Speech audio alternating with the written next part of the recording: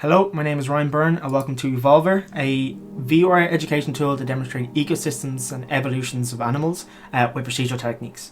I'm going to talk over some of the interesting clips of the simulation. To start, we see the world generation, which procedurally creates all the points on the planet and places them based on the Perlin noise settings that the user changes. The world is textured using shader graph, which will colour the terrain based on the heights and the biomes. When the user is happy, they can start, which will populate the planet with environment objects, such as trees, grass, clouds, and other various things. The animals are also procedurally created, where all the components are added based on just the animal's model and default DNA profile. There are 8 custom modeled animals that are also rigged, and the simulation uses a stylized low poly art direction to display a more casual nature of it. There's some basic animal behaviours such as eat, sleep and mating, but there's also a lot more advanced ones such as targeting weaker animals and object avoidance.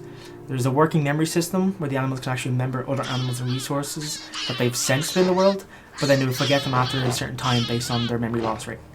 The animals use behaviour trees to control their AI, and they have a lot of different behaviours they can perform.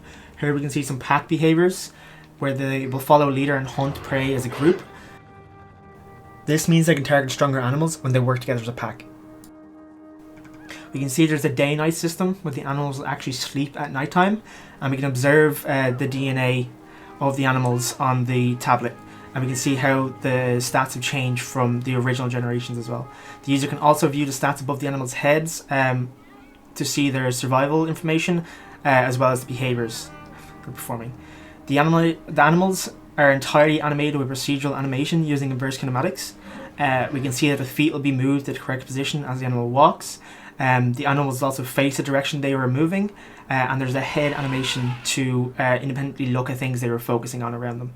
The spine system allows for more realistic movement of individual bones and limbs on the animals, such as a tail will follow with a more fluid motion.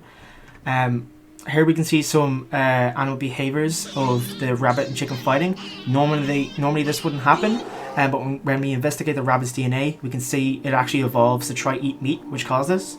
There are various settings for the users to change on the datapad, such as the volume, quality settings for higher and low end PCs, and there's some other options such as screenshotting for capturing moments, which can also be triggered from the controller, and then respawning, which allows a player to quickly find new points in the planets to see interesting biomes or areas. There's also many optimization systems in place to increase performance, such as a level of detail system based on the distance, and object pooling, which reuses objects instead of destroying and creating new ones. The biomes actually have an effect on the animals. For example, desert biomes will make animals thirsty faster, so animals that have a higher thirst threshold or can remember water resources longer tend to survive better here. The animals can also eat from the player's hand, and we can see various images pop up to give the user feedback of the animal's actions. There's also a coastline water point system, which will space drinking points efficiently across all the coastline of the planet. We can see the wolf here swimming to drink from one of these points. Since we can't use a regular gravity system, since it's a spherical planet, we have to make a custom gravity system. This will actually pull all of the animals and objects in the planet towards the center of the planet and orientate them to the surface. The project is made entirely in Unity and uses VR to help students be more engaged and interested in the learning process. There's a couple of different methods of movement, such as the traditional teleportation, as well as boosters that allow them to quickly move between areas and observe animals from the sky. The virtual reality integration uses Unity XR and allows a couple of different forms of interaction, like grabbing with working hand animations and interaction with the GUI using the laser. Thank you very much.